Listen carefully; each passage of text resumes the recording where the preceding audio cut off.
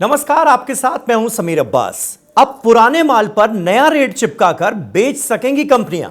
जी हां, अब इसकी छूट मिल गई है, पर एक शर्त के साथ।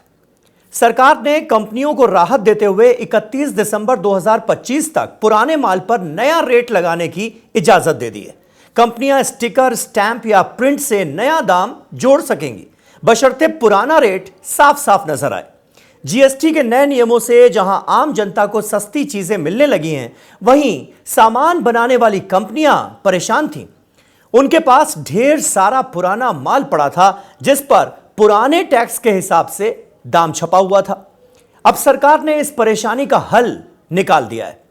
9 सितंबर 2025 को सरकार ने ऐलान किया है कि अब कंपनियां अपने बचे हुए माल पर नया रेट लिख सकती हैं, चाहे स्टिकर से हो, स्टैंप से या फिर ऑनलाइन प्रिंट करके। मतलब अब उन्हें पुराना माल फेंकना नहीं पड़ेगा, वो उसे बेच सकेंगी। सरकार ने कहा है कि नया दाम लगाते वक्त कुछ बातों का ध्यान रखना जरूरी होगा।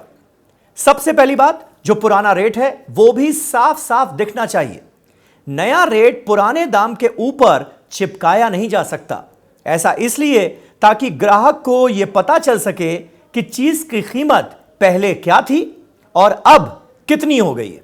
यह नियम सिर्फ उन्हीं चीजों पर लागू होगा जो पहले से पैक की हुई हैं और जीएसटी दर में बदलाव की वजह से बिक नहीं पाई हैं।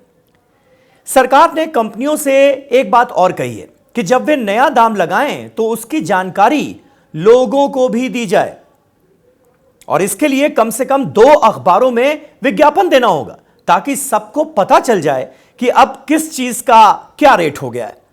इसके अलावा यह जानकारी केंद्र सरकार के एक विभाग, राज्यों और दुकानदारों तक भी पहुंचानी होगी। यानी काम सिर्फ स्टिकर चिपकाने का नहीं है, नियम पूरे करने होंगे। पहले कंपनियों को 22 सितंबर तक नए जीएसटी रेट के मुताबिक बदलाव करने की बाध्यता रखी गई थी, लेकिन कंपनियों ने कहा कि इतने कम समय में सब पुराना माल निपटाया नहीं जा सकता। इसलिए सरकार ने अब इसकी समय सीमा बढ़ाकर 31 दिसंबर 2025 कर दी है। इससे सबसे ज्यादा राहत उन्हें मिलेगी जो त्योहारों को देखते हुए पहले ही खूब सारा माल बना चुके थे। अब वो इसे आराम से बेच पाएंगे और नुकसान से भी बच जाएंगे।